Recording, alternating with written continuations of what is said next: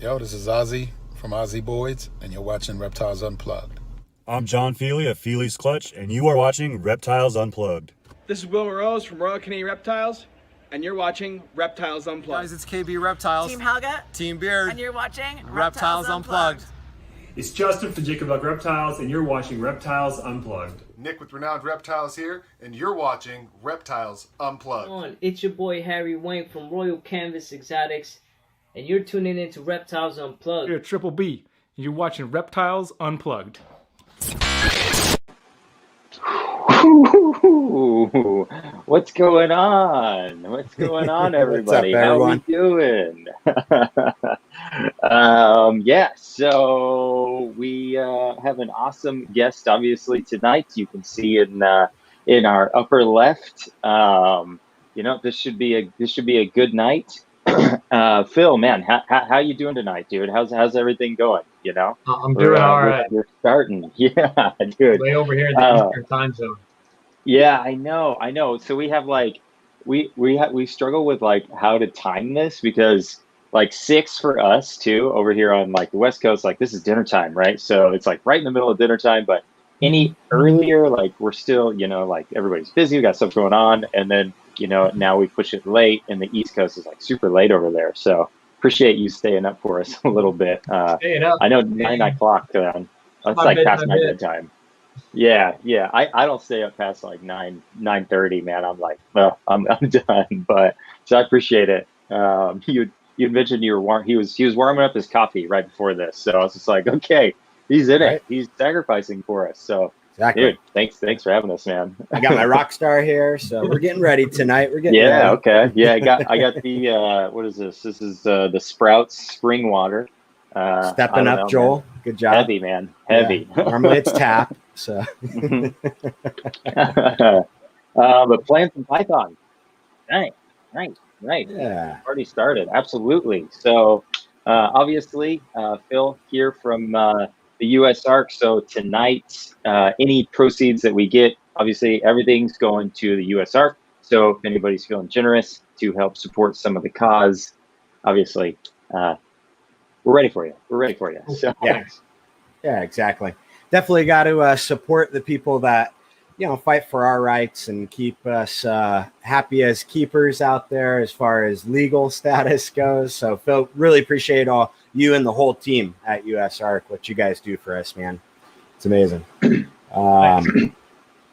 So jumping into it, kind of, Phil, for anybody out there that, isn't aware who you are, I can't imagine that's even possible, but just in case, you want to give us a little back history on who you are, how you got into the reptile side of things? Yeah, real quickly on me. I started out like a lot of keepers. As a kid, I was always out looking for stuff. So I grew up pretty rural neck of the woods, what I call the Kentucky part of Indiana. So it was pretty easy, pretty easy to go out and find some herps out there. So that struck my interest, and I always blame my parents because they would never let me have a snake when I was little. So first thing I got when I was old enough was a snake. So there you are. And there I am. So a lot of years later, here I am with USARK, which is United States Association of Reptile Keepers, and been doing this for 7.5 years already. Wow. Yeah. 2013, right? Started. And do you start as president? Because you are the president of the USARK, correct? Yeah. Yes. That's where I came into play was president. Yep. Nice. Yeah. Stepped right in, man. I like that. Started. Yes. So that was a big jump, though, of kind of because I had the same background, too, of not being allowed to keep snakes. And now I have several racks behind me of snakes, and I thank my mom for that. So shout out to you, Mom. But that was a big jump from that to all of a sudden, here we are at USARK. So what led you to the path of finding USARK, wanting to actually, get involved as active as you are? How did that kind of come about? Yeah, I mean, there was obviously some stuff in between. So after college, I worked at a pet shop for several years while I was in college, a retail pet shop, and had a couple jobs in the pet industry. And one of those before I started with USARK was with ZooMed. So I actually did some work with USARK, ran some auctions for them as the guy with the microphone. So I was really familiar with USARK and what they did. So the last president went away, and I sent a one-line email that just said, "Who's stepping up?" And it led to some interviews with the board, and then I got the job.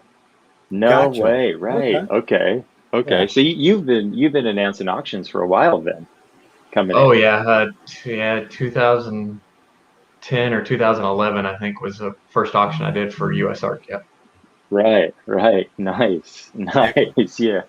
So I'm trying to remember. I started going to the California shows on a pretty regular basis around 2012. Were you doing any of the California shows then?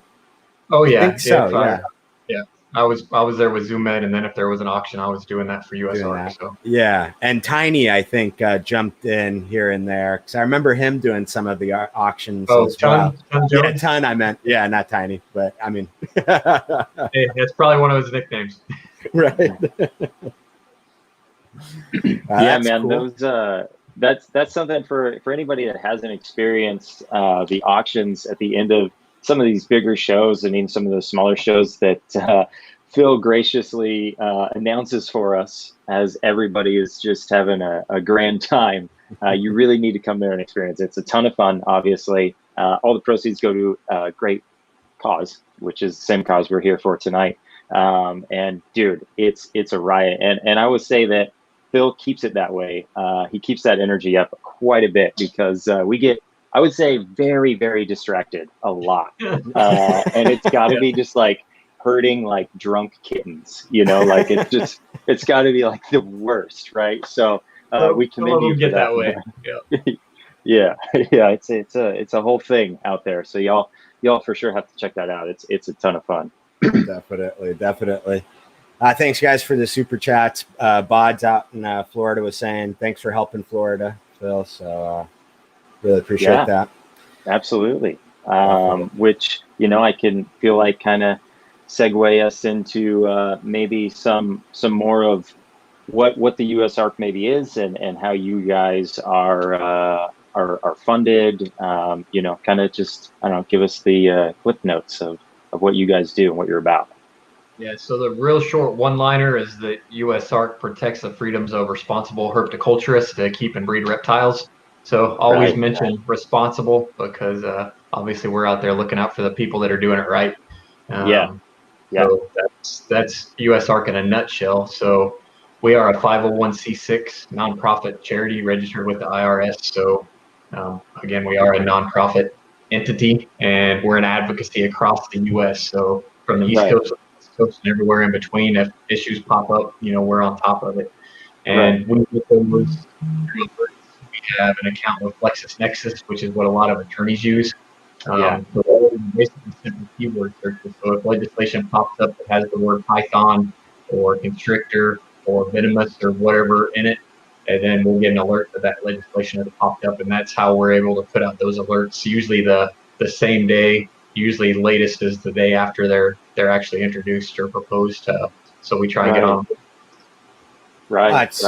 I was wondering, right? Because I mean, most of that stuff is buried so deep into pages, thousands deep. So that's pretty cool. I love using technology to help us out here.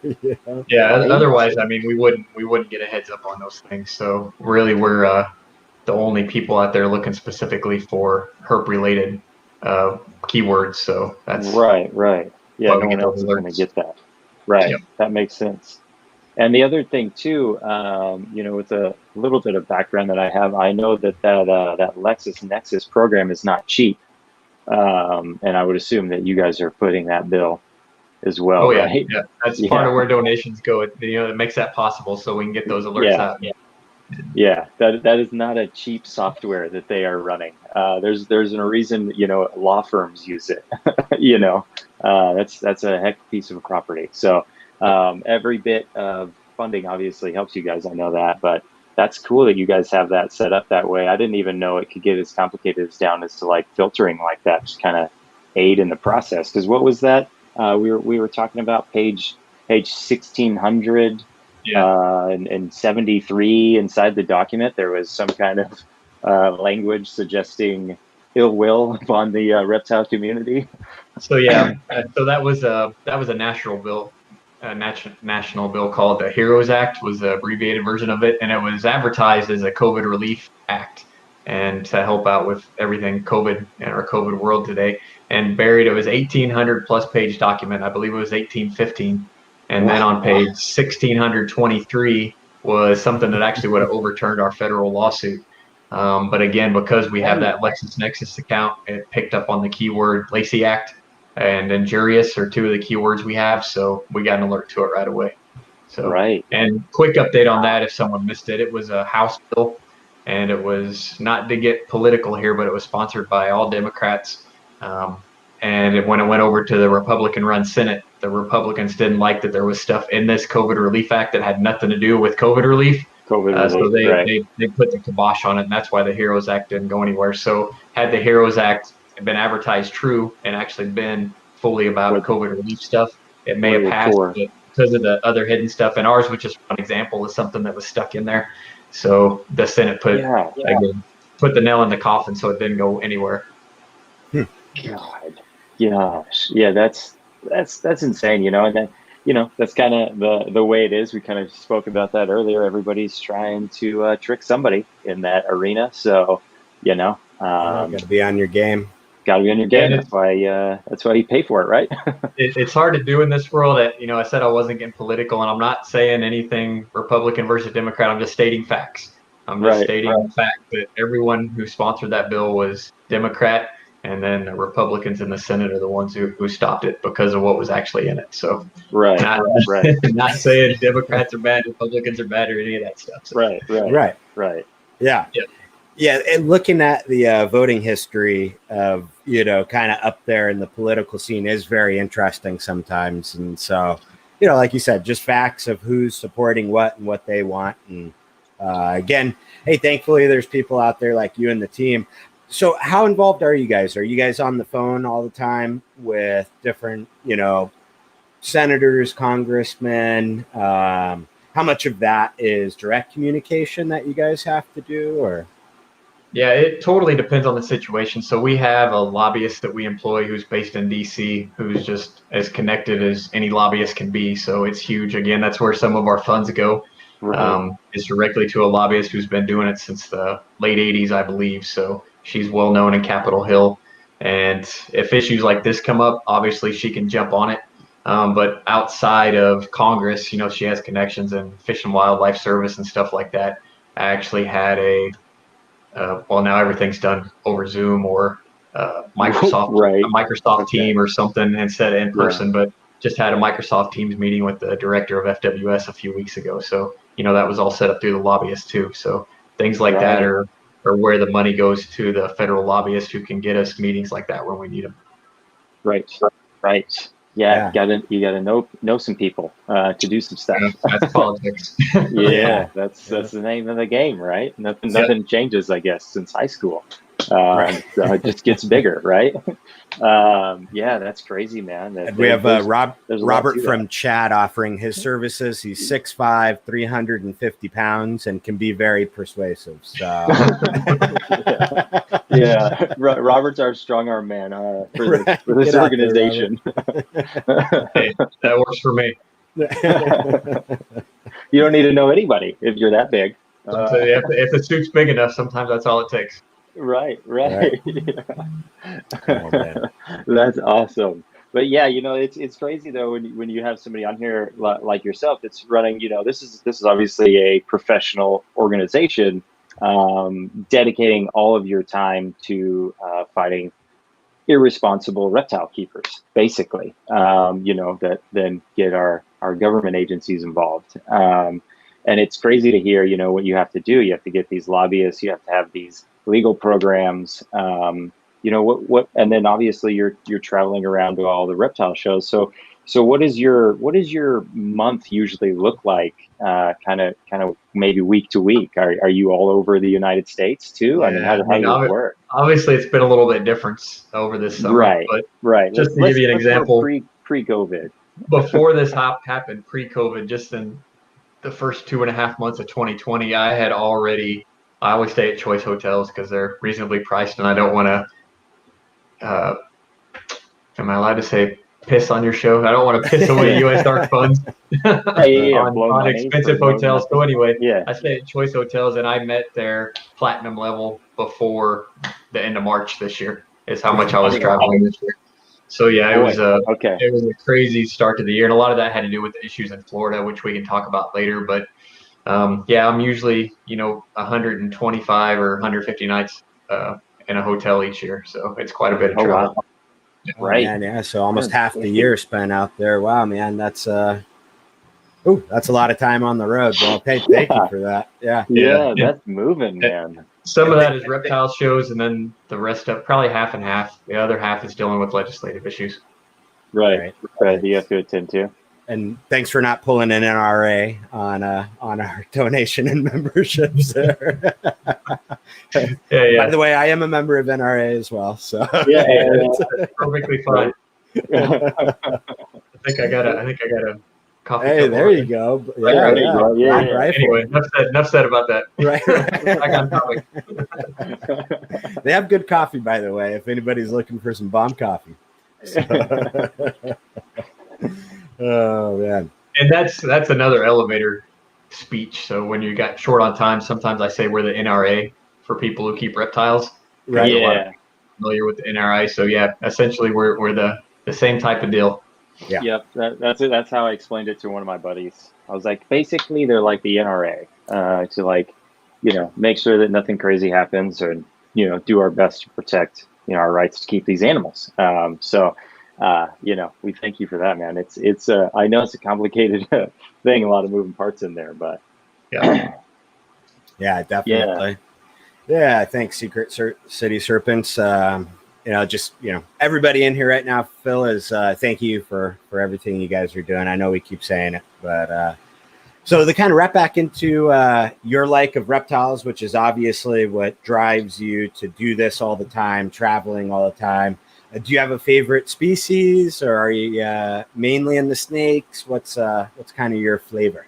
Yeah, so I wouldn't really call it a business. I've been at one point a pretty hardcore hobbyist for a while. So one time I had about 80 breeder boa constrictors. I don't have nearly that many now. I've bred blue tongue skinks for the last 18 years now, I think. And the first species I ever bred was the tiny little gold dust day geckos. Oh, those are so cool, man. Yeah. I've bred dozens of species, but like I said, I only set up at one show, which was the Midwest Reptile Show, which is just what we consider a local show. It's every 2 months now, and never set up at any big shows because by the time I was breeding a lot of animals, I was working for ZooMed, so I couldn't go to the big shows and be golf and ZooMed at the same time. So I wholesaled a bunch of animals. So a lot of people have my animals and never have no idea where they came from. So Right. Interesting. Right. Yeah. And then now you're obviously busy with USARK at the shows. So, now you can't vend again, obviously. Occasionally I still set up at the Indianapolis Midwest Reptile Show, but not very much, twice a year. Right. Okay. Not as USARK. Do you currently have breeding females? I still have boas and blue tongues. Yeah. Okay. How many boas do you have right now? Breeders, I only have about around a dozen breeders. Yeah. Oh, okay. I feel like that's a decent amount of boas. Those are big, big snakes. Yeah, and their litters are big. I mean, their litters you can big, still produce some heat. Joel and I are mainly ball python guys, and then we dibble dabble on the retic side. So boas, I haven't even really attempted to memorize all the different morphs too much out there. But I was watching a video just today. Bods did that boa tour, talking about the different boas. There's a ton of morphs out there. I have no idea. Yeah, there's a ton out there. Do you have a favorite one that you'd like to tell people about, or? Yeah, there's a lot of morphs. The thing a little bit different from boa constrictors versus ball pythons is in the boa world you have 9 subspecies. And some of those subspecies don't actually come in morphs, or you can call them localities, a lot of people. So Hog Island boas, for example, are just really pretty naturally light-colored hypomelanistic boa constrictors. But that's not a morph where they're from. That's just naturally occurring. Right. And then I'm really into boa constrictor longicauda, which are Peruvian black-tailed boas. And there's a few morphs in those, but they're not like crazy colored. There's some reverse striping and stuff. Okay. Right. So more hard to polygenetic traits that you're kind of breeding for, keeping the locality pure or the subspecies pure. I guess. Yep. Gotcha. And then true red tails are what really drew me to Boas. So you're talking Suriname and Guyanan. Surinams, Southern Colombian Boas. Those are the guys that when people say red tail boa, that's really what they're talking about. So something actually has a red tail. If they get a little bit bigger than the morph boas, which the morphs are all boa constrictor imperator. So they're coming from South America and Northern Colombia. So, but yeah, tons of morphs out there, obviously. So not as many as ball pythons, but there are a whole lot of boa morphs. They are, definitely. right. Yeah. And boas take longer too, so the morphs, to see the projects out, I feel like is a little bit more of that time dedication into them. But there's some crazy results, especially seeing some, I've been loving all that IMG stuff, like the IMG boas, like crossed into like the hypo IMGs and like all this, like, I don't know, that's really cool stuff. The leopard boas, I think, are really pretty. Yep. Bods was saying Inca is a cool one. The Inca gene looked really I've cool. read both of Vin Russo's books on, complete boa constrictor and all of that. So I have a little idea about them. And I've always kind of found myself going the locality route and I really want to pick up some hog islands and some K cockers and dibble dabble with that. I think it's pretty cool. I've got a pair of Solomon Island ground boas back here, a couple females. So, but anyhow, yeah, man, that's cool. That's cool. Have you ever owned a ball python though in your life? I got to ask you, as a ball python. I've owned one. It was a rescue, and it was with me for a very short time. And honestly, it was the craziest, meanest, most striking snake I've ever had. Figures, right? Yeah. Oh my gosh, right. But no, I bought a few for some other people, but I've never actually owned one other than that one. Right on. I got you. Hey, that's the cool thing about this hobby and everything we do, right? There's so many different avenues people can take. They can find what they like. Yeah. But at the end of the day, we all love reptiles. We all support each other, try and help each other out. And I don't know, man, it's pretty cool. Definitely. Yeah, absolutely. Absolutely. We got another super chat jumping in here. HB Reptiles. Yeah, here's definitely. To, hoping that someday we can keep something other than ball pythons and geckos. hey, you can now, right? There's still all kinds of stuff out there. Yeah, exactly. Yeah, we appreciate that, HB. Thank you so much for that. But we do have Dale Richards is kind of poking at maybe sort of the elephant in the room is how worried should we be about Florida right now? And I think that's a pretty broad question. We could probably tackle a lot of avenues. Seems like Florida kind of comes up a lot.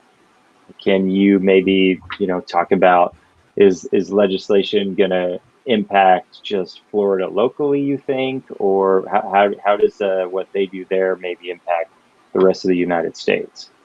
Yeah, so I could go a lot of ways with this, but I'll try and go briefly at first. So first of all, when something comes up and people are talking about Florida and you hear it in other states, we always got to point out, which we have a lot of science that we throw when we submit comments on these issues, but we always say Florida is unique, especially Southern Florida. And we even had Maine, for example, talking about global warming and how they had to be worried about invasive pythons. And, we try and set that stuff straight. But obviously, Florida does have a unique situation. There's all kinds of stuff that can live in the southern half of Florida that can't live anywhere else except for Hawaii and in the United States. So, and we saw the writing was kind of on the wall that we were going to have a tough time in Florida. And that's why now we have a USARK Florida. And I'm highly involved with that, but they chose the name USARK. So we kind of call it a state chapter of USARK, but they chose that name. I told them it didn't matter if they wanted to be USARK Florida or choose another name. We were going to help them out all we could. But because Florida is, we think with the Florida Fish and Wildlife Commission, or FWC, it's going to be pretty constant kind of regulation changes in the next few years. So obviously I can't spend all my time in Florida since USARK is a national organization. So that's why we got a dedicated group of people who comprise that board as of now. And again, it's because we don't want stuff being as constant in Florida. So if those guys can develop relationships down there, it'll really help us in the long run in Florida. So anybody who's a Florida resident, make sure you're supporting USARK Florida. Right. Gotcha. Absolutely. Yeah. And And that's good information to know. And they are on Instagram, right? That is the USARK Florida that you find on Instagram there. Yeah, Instagram. They have a Facebook page and a website. So Okay. usarkfl.org. A couple different ways to reach out there. That's cool. Interesting. And as far as Boas, back to that specific question, Boas have never come up in any conversations with the regulation changes. FWC is aware there is actually a breeding population of Boas in Florida, but actually it's a good example of a breeding population because it hasn't shown to be actually invasive. They've noted these boa constrictors since the early 70s, and it's on a 300-acre parcel of land, and the boas have never expanded off of that 300-acre parcel. It's called the Deering Estates down in South Florida, but that's a kind of a talking point for us because they've been there for almost 50 years, and they've never expanded across to, more of Florida. They've stayed isolated in this one particular spot. So wow, that's crazy. That's crazy. Generations. That's almost a new locality at this point. Yeah, no kidding. That's crazy. Doc's Deep South Constrictors tossed us in while we were talking about the Florida. He was saying Alabama just put a lot of big snakes and tegus and stuff on the list as well. Some rabbits, I guess. Yeah. So what Alabama did, we're still working on the Alabama situation. I have never seen anything as closed-doored as what we just saw in Alabama. So it only took them a little over a month to fly through this process. I've never seen anything happen that quickly. Again, we're still working on it, but weren't really too receptive to the science and everything that USARK sent to them. They even ignored a world-renowned professor at a university in Alabama. So it was a tough situation. But yeah, they basically put a ban on everything listed as injurious under the Lacey Act at the state level. And in addition to that, they added tegus. And the reason African soft furs are listed on there and some rabbits, because there are some rabbits and African soft furs are listed as injurious under the federal Lacey Act. So they got hauled up into that. So there will, worst case scenario, there will be a grandfather permit. But like I said, we're still working on it to try and get something done so that it's not a future ban on all those species.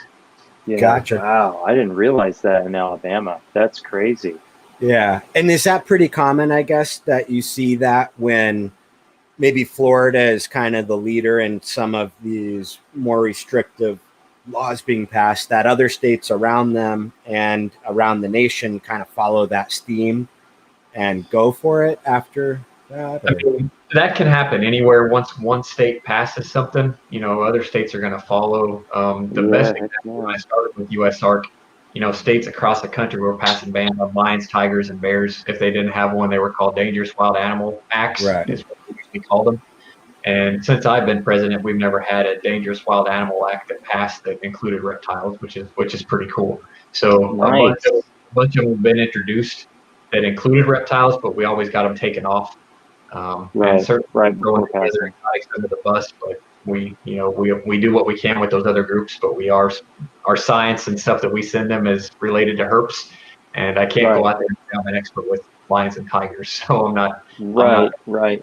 Yeah. And so you don't know Joe Exotic is what you're saying. You have actually, I have an email or two from back in the day from Joe Exotic, so I'm pretty familiar with him.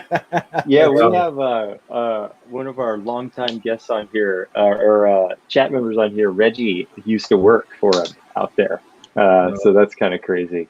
Yeah, definitely. Wow, that just kind of blew up. And what's funny is a lot of people, because I talk to a lot of big cat people. And we kind of just shake our heads and say, actually, we're kind of surprised it took this long for it to blow up as big as it did. But definitely. Everybody knows Joe Exotic. Definitely. And I mean, hey, the big cats are beautiful, but it's quite a bit different than the reptiles that we. You can't argue that. There's a difference. There's especially a difference in a corn snake. You got to be a professional working around that stuff. So yeah. And Nick from Renowned Reptiles is professing his love for you with Never heard of it. Never heard of it. It's probably best that way, Phil. Stay away from that guy. Sketchy. Thanks, Nick. Yeah, appreciate it, man. Definitely.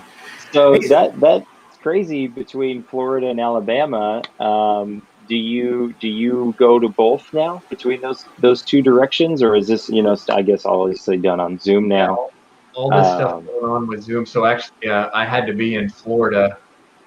They just had an advisory board meeting on the Alabama issue, which is without getting too much into it, the advisory board kind of, I don't want to say they direct the Alabama DCNR, but they can kind of comment and guide them along the way. And there was an advisory board meeting just a couple weeks ago. So I actually worked with someone who did an awesome job in Alabama, who presented the USARK comment and spoke on our behalf, but I couldn't be there in person. I had to be in Florida. It was just a couple weeks ago. So, we certainly work wherever we can. And depending on the issue, sometimes we'll get a state lobbyist or a state attorney to work on issues too.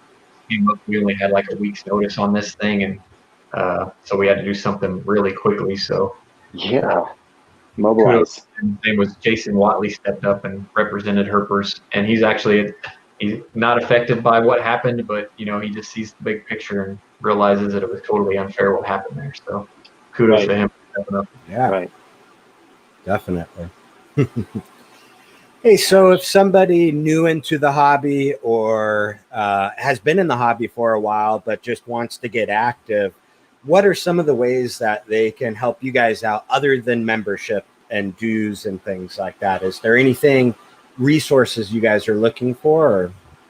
No, there absolutely isn't. The easiest thing, I mean, social media is just huge. It doesn't matter if you're YouTube, Instagram, Facebook, and our resources we don't have enough resources to spend money on social media presence out there. So anybody who's got any kind of social media accounts, just sharing USARK alerts and doing that, I mean, that stuff is huge, because I know Joel said he's not a big Facebook fan, but the USARK Facebook page, the organic reach used to be like 10 million a week.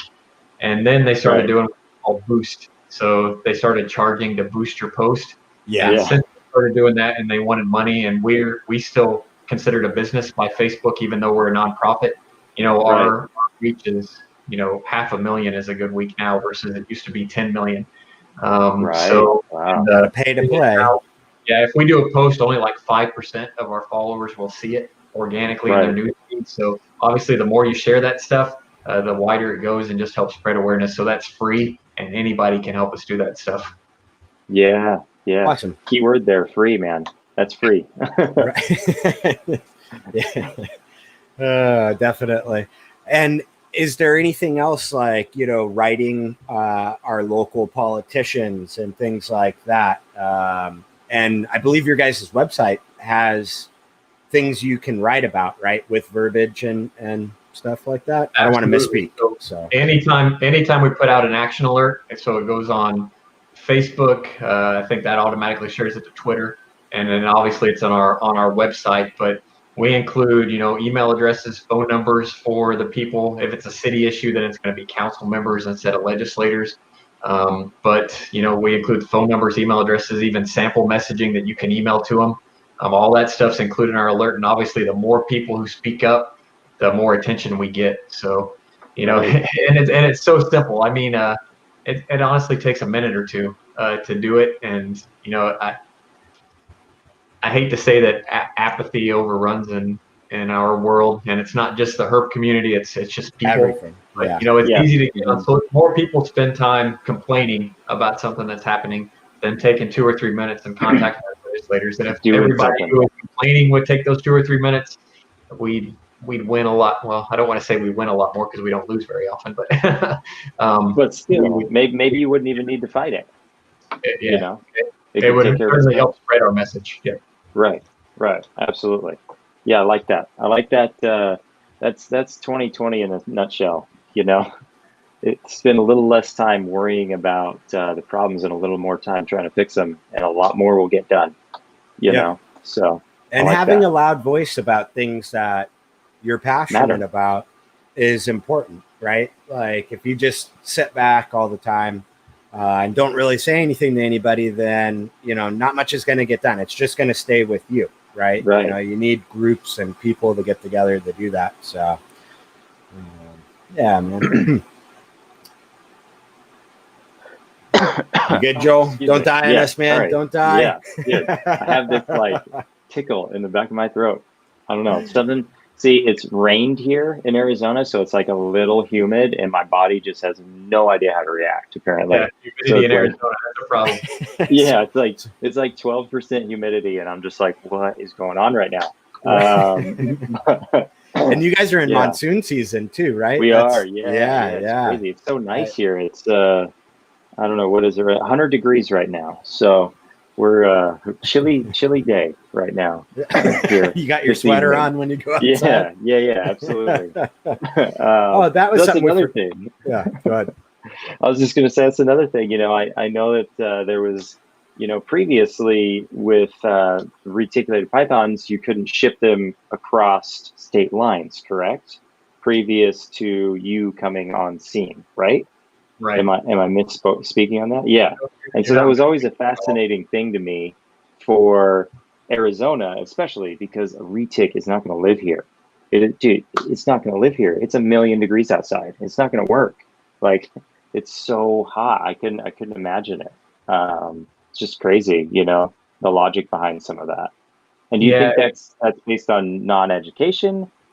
Agenda, where do you think that's coming from? Yeah, I think a whole lot of it was agenda, and a whole lot of it was bad science, and those species never should have been listed as injurious. So even the science they had that was used by the United States Fish and Wildlife Service said that the Brownsville area of Texas and the southern 4 counties in Florida were the only potential climate matches for reticulated pythons. So obviously, when you have less than 1% of the country that could even be affected, there should not be a federal ban on. So if those should be local. Yeah, both those states had already addressed those species. So Texas has a permit system for large snakes, and Florida has a highly regulated system for large snakes. Right. And that's something to consider too. There's a lot of talk about them, losing your rights, et cetera, et cetera. I mean, right now in Florida, it is fairly difficult to own big snakes how it is, right? I mean, it's the criteria you have to meet in Florida currently it's the exact same standards that a big zoo has to go by. So if you're the Miami Zoo, your caging requirements from the Florida Fish and Wildlife Commission are the exact same as if I wanted to move to Florida and keep reticulated pythons. So, I mean, you have to tag your animals. You have to have like double secure caging. You get inspected by the Fish and Wildlife Commission. It's crazy amount of hoops that you have to do. Yeah. And if you breed the animals, you can only sell them out of state. Yeah. Interesting. But they're almost closing that gap, right? Yeah. Yeah. That was kind of the impetus for USARK Florida. We kind of saw that this might be coming. And so USARK Florida has a lawsuit now in Florida actually battling against so that doesn't occur. So it's called conditional species permit in Florida. So if you want to keep reticulated pythons, Burmese pythons, some of the other big snakes, you have to jump through all those hoops. And that may be going away if we don't win our lawsuit. Interesting. Okay. Yeah. These guys are tricky, dude. Yeah. They keep hitting it from all angles, right? When you think you've plugged one hole, they they open another there. Yeah, man. I guess that's how law works these days, huh? So, in your personal opinion, Phil, since these states have passed or put into place the high regulation, the cage requirements, all of that, do you see that actually helping the problem they're trying to prevent? Or what's your personal opinion on that situation? Yeah, so USARK has no problem with regulation, but it has to be, common sense regulation. We push for things like we're totally fine with people being punished if they have animals getting loose or if someone releases an animal. Those people need to be punished and caught and we catch more of them because they make everybody look bad. So they make all the keepers are doing it right and have secure caging and escape rooms, we're doing it right and we shouldn't have bans placed on us, but you get collective punishment where you're punishing the group because of one person, and that's one of the worst types of governance, and that's what we see is, you get one bad apple and they want to punish everybody because of them. Yeah, so it's Florida's a unfortunate. little extreme, but something similar is certainly okay. We can take parts of that and apply it in other places. Right. Yeah, and I wish that was more of the approach right off the bat, instead of the pendulum always swinging as far as it can one way, and then you have to back it back in. Well, you've already lost so much ground, you know what I mean, at that point. Right. So, interesting. Yeah, that's an interesting note, though. There's a certain level of job security you have, because there's certainly a lot of irresponsible people out there with some of these snakes. Hopefully we can spread that. I like the responsible part about it. Because it's unfortunate the group gets punished for the whole, or punished for the individual, but obviously that's why we have you, right? That's why we have all y'all out there. That's why we try. Yeah, exactly. So, hope you guys get motivated. Check out usark.org. Site's super simple to join and help everybody, get some money into the pot, so that way we're out there fighting. So and honestly, I've actually been amazed at, I know a lot of it is because of social media, but our memberships over the summer have just been through the roof.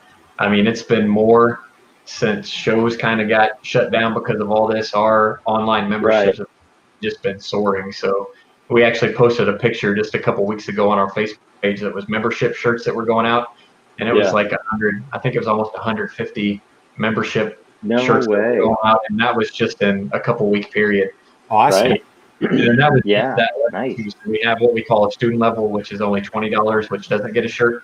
So those shirts were going out to what we call our bronze members, which is $40 a month. But again, this summer has just been a lot of support. So thanks everybody. That's good.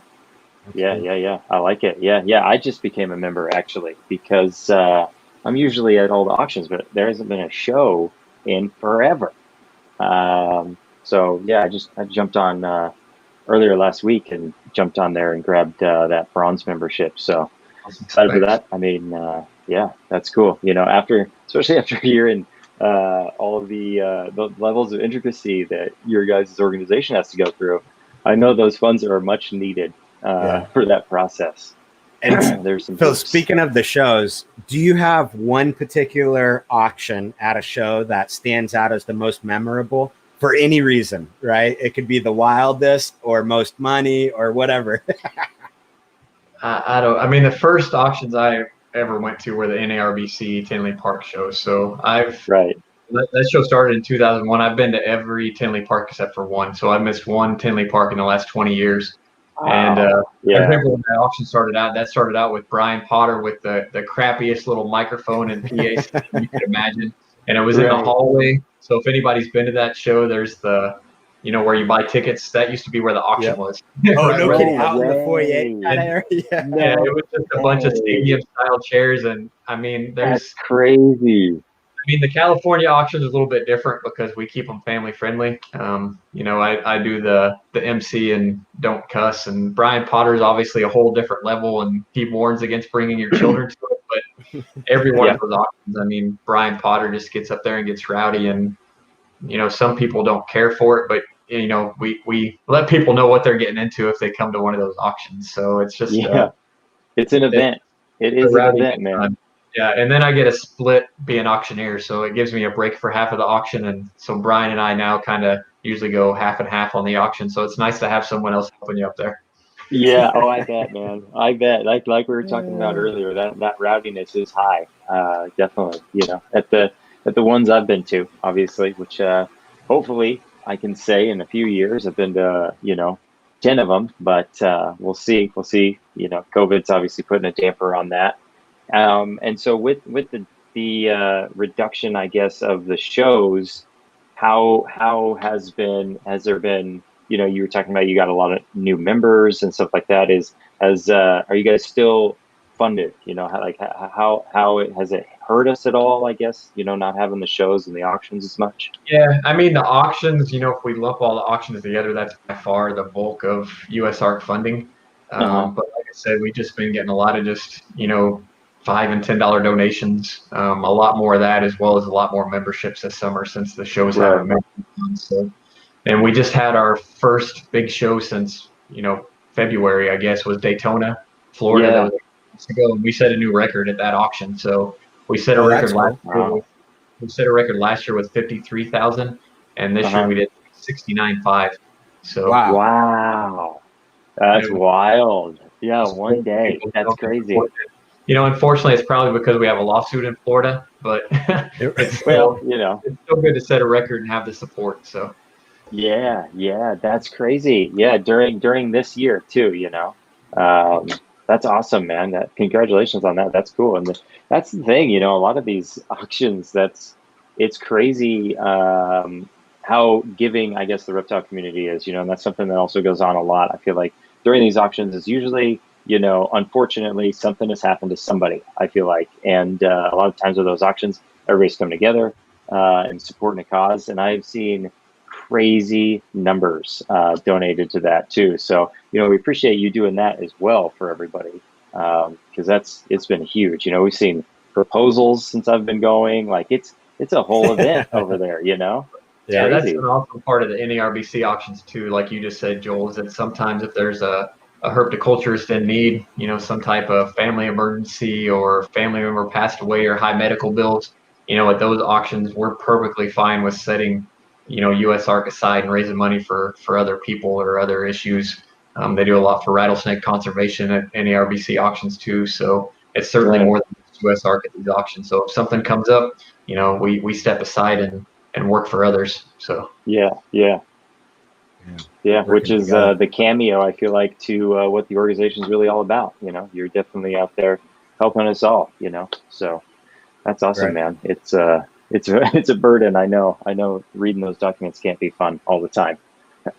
And so Jerry wanted to know, there's an NARBC show coming up, I believe on Saturday. Is there an auction going to happen at that one? We're having an auction there, and it'll be just like the show. During these times, masks are going to be required unless you're taking a drink of your beer. But I'm sure the convention center is going to be on top of that. Mindful, yeah, they're going to be mindful to it. We had the same thing down at Daytona, so quite a few more people showed up. It was actually a pretty good show than I was expecting, and showed up for the auction, obviously. And I'm sure NARBC in St. Louis this weekend will be the same way. Sweet, that's cool. So question, so there was an online reptile show a couple months ago. Have you guys thought about maybe doing any online auctions if online reptile shows were to continue? Have you discussed that with any of the event planners that are running those? Yeah, I mean, we could still do that. So a few years ago, we had what was called RACA, the Reptile and Amphibian Charity Auctions, which was Jordan Russell and Mike Clarkson, which was huge. Those guys generated a ton of money. Some of their online auctions were $50,000-$60,000 for USARK. They had a couple of raffles too. And we still have, so Jordan and Mike have kind of, they got back to they wanted to get back to that more with their animals and everything. And I still have control of that Facebook page, which has like 13,000 people, which is big for a, auction specific group. So we could do some more of that at some point, but we haven't had any yet. So, right. Yeah. I guess, the kind of times we're in, it's good to have maybe contingency plans, right? Start thinking outside the box, because who knows really how long this is going to last, especially in individual states, so yeah. Yeah, it's unfortunate about Tinley. Was looking forward to that. And then I think the Arlington show is still going on this coming month. Is that correct? It's too. So Tinley was canceled, but the Texas show and St. Louis this weekend are still on this month. Okay. Yeah. Bummer about Tinley, man. I guess March, right? Shoot for March. Yeah, there's a slim chance they actually have some dates for November, but I'm guessing it won't happen. But who knows? Right. Possible. Right. Yeah. November will be a weird month either way. So I already have plane tickets bought from the first one. There is the Phoenix show coming up. Phoenix in November. Yeah, we have a show here. Yeah. Scheduled to happen. So and that's an awesome everybody show. come to the Phoenix show. Phoenix show's James great. and Drew do a great job. So yeah, head out if you're in California, you're missing those shows, head to Phoenix this November. Yeah, exactly. We'll make Adam show up, and Adam will shave his eyebrows at that show. That will be when Adam shaves his Phil, they eyebrows. keep trying to get me to shave the eyebrows. It's not happening, man. It's Weird. Don't shave your eyebrows. You can paint them on, dude. You don't need eyebrows. There's great people out there. There's people out there making a career filming themselves making YouTube videos with makeup, dude. Get one of those people to just fill in your eyebrows, dude. It's easy. You'll Joel, be it good. sounds like you've already talked yourself into this. I think I'll step aside for you. I have figured it out a little bit. I might be able to pull it off. You should just shave one eyebrow. Whoever does it, just get rid of one. So you always look Oh, dude. the other eyebrow. You always that got to one be looking eyebrow. at people like this. Yeah. That's too Dude. funny. Yeah. No, that was our rolling joke last week about having you on here.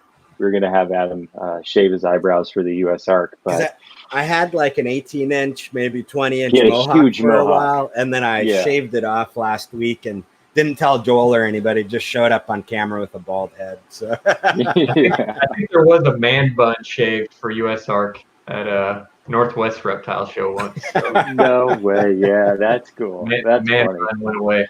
Yeah, I like it. Wise choice. I like yeah, it. wise choice to get rid of him. Just joking there.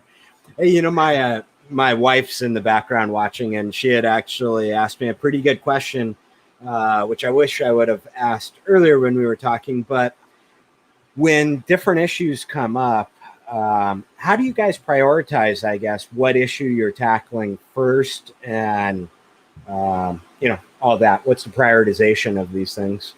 Yeah, I mean, we try and get an alert out for everything. I mean, we've even had alerts go out for cities that are less than 1,000 people. If we get notice of it, we try and get alerts out there. But obviously, USARK is probably not going to fly anybody out to speak at those. So we'll work with locals if we can. If it's something we can get to and there's nothing else much going on, we'll get somebody there to speak. Right. Usually we can nip that in the bud just through phone calls and emails and stuff like that. We can usually get those issues addressed.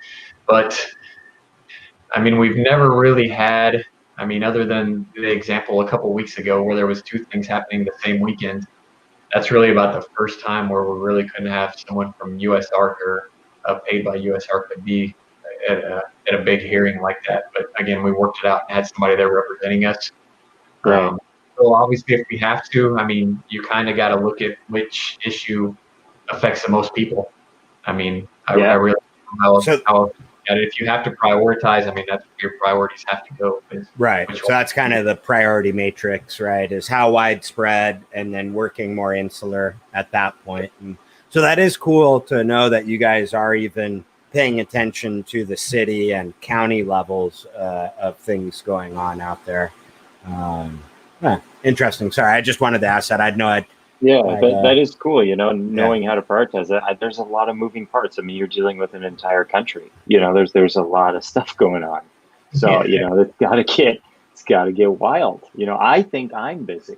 So I'm not dealing with the entire United States. So, I can imagine that prioritization is a necessary skill you guys got to develop really quickly. Unfortunately, it's peaks and valleys. Sometimes you get where there's nothing going on, and usually with state issues, you see them between mid-January and late March. Kind of the same as tax season is about when most legislative sessions run. So usually state issues, once you get out of March and April, you're pretty good for the rest of the year. Some states do have legislative sessions that run all year. So in a state, something can pop up at any time. But usually after April, we're good on state legislative issues, and then we'll get hit with city issues or possibly regulations. So if a state wildlife agency has rulemaking authority, they can pretty much propose anything at any time of year. Right. That's crazy. Yeah. That's interesting too, to know the peaks and valleys of that. You wouldn't think of that, but that makes perfect sense. Yeah. Just like anything, there's seasons, I guess, right? Yeah. So Seasonal. goes Everything has a season, right? Yeah. Definitely. We did have a question sent in earlier, and it was kind of discussing about Australia and maybe the ability for USARK to maybe outreach to Australia, or the jurisdiction that Australia may have here on the importation and exportation of their animals. Is there anything USARK kind of does internationally, I guess would be a roundabout question?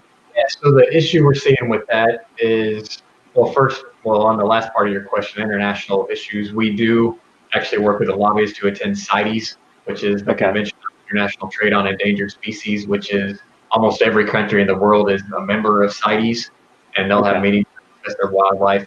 Some people are familiar with CITES 1, CITES 2, CITES 3, and depending on how they're listed, there's really strict regulations on moving those animals around the world. So specifically on that, we are involved with CITES. But on the Australian issue, so Australia has an export of wildlife for decades now. And what we're seeing it's actually a United States Fish and Wildlife Service is and it's only at certain ports. It's a pretty complex issue. They haven't had any formal regulation change, but from Brazil, Australia, a couple other countries, we're seeing where FWS is really asking for more in documentation as far as where those animals originated.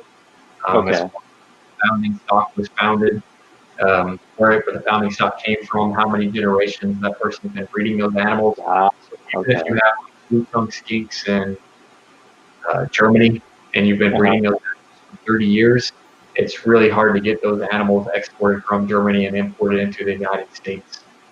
Really? Okay. We're working with the Fish and Wildlife Service, United States Fish and Wildlife Service, to kind of resolve some of those issues. We're seeing it on some Brazilian tarantulas too. They're saying they have jurisdiction under the Lacey Act to kind of do some of the things they're doing now. But again, the problem we're seeing is that it's not every port across the country, and it's not every officer at those ports. Sometimes it's like an officer or two at a port that might have 8 officers. So it's just depends on which officer is accepting the shipment at that time. Luck, man. Yeah. But yeah, that's what it is.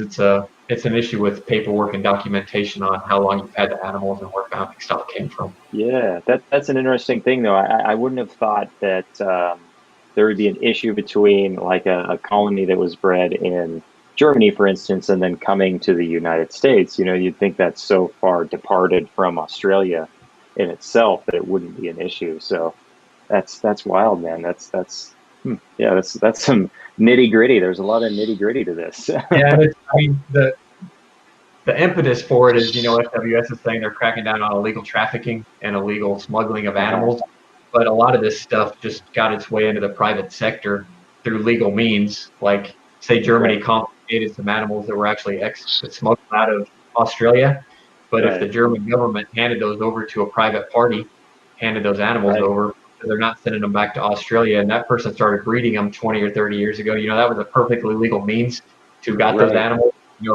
Country's government actually surrendered them to you, and then you start.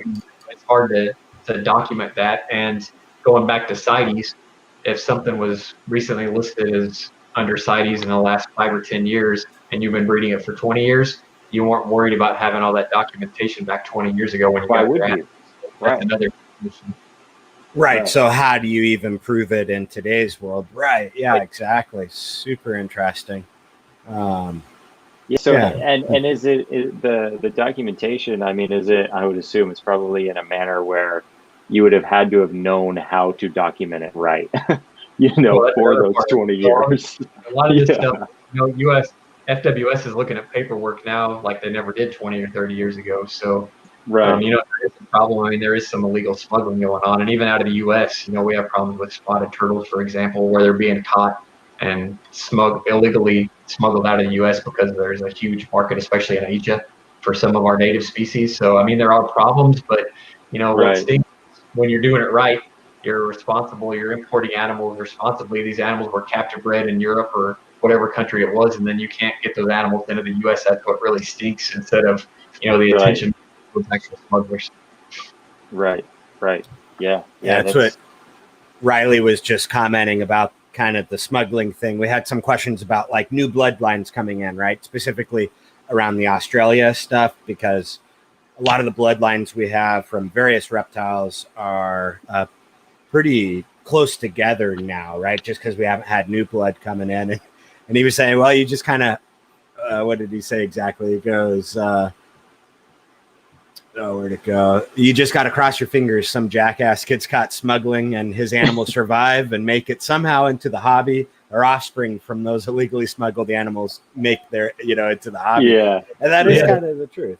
The same things happen in the U.S. I said Germany, but the same thing. If something was illegally smuggled into the U.S. and the United States Fish and Wildlife Service confiscated those animals, and even if they convicted that smuggler, a lot of times, if you're someone who's exports or imports a lot in FWS knows you, there are a lot of private individuals who have been given those animals that were confiscated. So even though it may have started out as an illegal process and the animals may have been smuggled in illegally, a lot of times those animals end up in the private sector. And then, if that person starts breeding those animals, he should be able to sell those animals. To sell them. Yeah, totally. Yeah, exactly. So while we don't condone smuggling at all, don't want it to happen. That's so not what we said.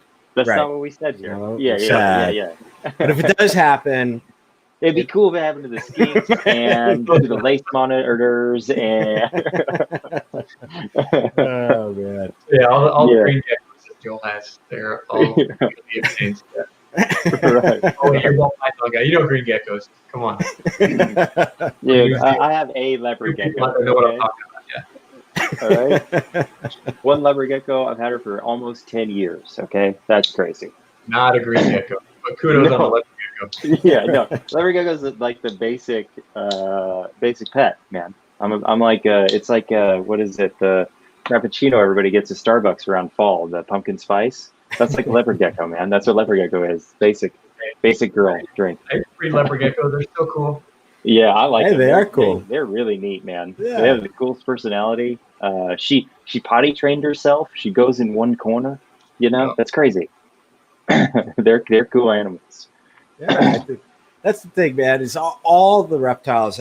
I think if you're down to learn how to keep them, there's something interesting in every single one. That's a little different than the others. Right. Yeah. I love it.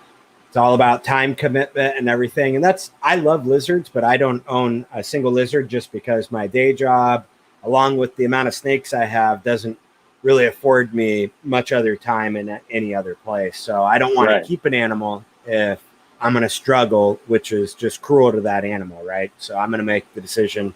All right, right now is not the right time. Maybe in the future, if free time comes up and stuff like that. Yep, dude, I agree, man. Yeah. Gotta be responsible, right? Isn't that kind of the message of the night? Yeah. Start being more responsible. Give Phil some vacation. He needs a vacation. All right? He needs a vacation. That's not gonna happen. So we have reached the top of the hour. We always try and be respectful to our guests and people watching the show. We know there's a lot of interviews going on, so we try not to take it much longer than an hour, but we do have some fire round questions. I believe, Joel, do you have those queued up that we can? We got this. We can get. You didn't warn me about this, but I'm ready. Yeah. So this is the keep you on your toes segment. Hang on. Let me copy up. Yeah, you copy up. Do you need to heat it up again? Plastic stuff at the bottom. Let me get this down. You got the sludge down there. Yeah, you got it. That'll bottom of the press. All right, let's do it. Okay, so what's your favorite color? These are really hard, by the way. Green. Green. Okay, cool. What would be your favorite childhood memory or movie? Sorry, not memory. You go memory. I don't care. Childhood movie. Yeah. We'll go with E.T. Nice. Okay, yeah. People are scared of that. Do you know that? Like people are afraid of that movie. Creepy alien. Joel's afraid of that. I just told somebody would agree, but nobody did. So whatever. So if you could travel back in time, when would you go? I don't know. Back before, back when you could fly about anywhere and check stuff out, hop on a plane, not be worried about so much. A little two-prop and drop down to South America or Thailand and check out all the animals. I don't know when that would. So mid 2019. Yeah, it might have been 8 months ago. That'd probably been a good time for you. 8 months ago. Yeah, well, you could travel forward in time. We're coming to that. All right, we're coming to that. How about that? Oh, we're going forward now? Yeah, no. Yeah, I don't was wanna saying go eventually forward. we'll get where you're I'd trying rather to go back. I travel. don't want to go forward. Yeah. Okay, so our last question, or we have one last question and then an unofficial last question. All right. So what is your spirit animal? Spirit animal. I don't know. Clouded leopard. Clouded leopard. Okay, that's majestic, man. Says Nice. a lot about Phil there. I see. Yeah. He's beautiful Okay, on the so- outside and in. Yeah, right. And giant teeth. Giant teeth, so watch out. You look pretty, but giant teeth. Yeah. Yeah, I like that. It's a good way. So last question is pants, like the jeans that you wear. Are you a button fly guy or a zipper guy? I remember having some 501 button fly jeans back in the day, but now they're zipper. You teased me, man. You had it. You had the right answer right in the beginning, dude. Don't let them sway. I think you have to buy them on eBay and they're used now. Right. Yeah, definitely. dude. I got some. I'm ready, man. Rich McCall from chat. He's a button fly guy himself. Rich later admitted he only said it to make Joel feel better, but yeah. You have to go on Etsy and get custom jeans if you want. Dude, I'm a hipster jean wearer, man. All right. No, well, yeah, dude. Obviously, thank you so much, Phil, for coming on here. We really appreciate you. Great sport, obviously, coming through the lightning round for us. We didn't warn him, so great, man. Really appreciate all of your time. You guys are killing it, obviously. Keep up the good work. And Adam, man, what do you think for us right now? Well, I just really appreciate all of the super chats that came through tonight. Thank you guys for, again, all of it 100% goes to USARK. Joel and I will be donating that once it hits the AdSense and all that good stuff. Also, go over to usark.org for the latest updates and alerts that Phil was talking about.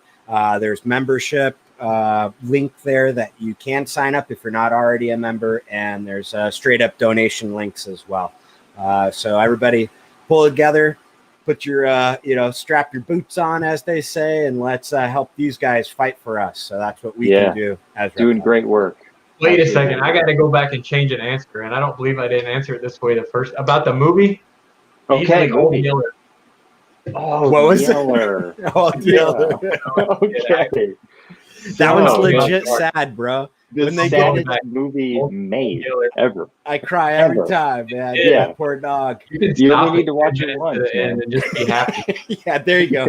That's what my mom used to do, so she wouldn't have to listen to me whine. Why did the dog get shot? Good movie. Well, we appreciate it, Phil. Any last words you want to say before we jet out of here? Maybe, I know we covered USARK's website. Any way else they can get a hold of you? Anything real quick? Yeah, no, any issues, just contact us. There's a new form. Check out the new website, too. It's only 6 or 8 weeks old. So we just redid and revamped our website, so it's a whole lot nicer now and a lot of features it didn't used to have. So, yeah, if you want to contact us, you can do it right through there. And I don't know, again, the easiest thing people can do is just share our stuff when we have alerts out there and just make people aware of USARK, and that'd be awesome if you could do that. Yeah. Well, thank you so much, and thank you all for tuning in. We really appreciate it. Your support. We are nothing. So thank you. And next week you can see Adam and I on here again. But without further ado, thanks again, Phil, and we'll see you all later tonight. Thanks, fellas. Guys. Thanks, everybody. Thanks, guys. See ya.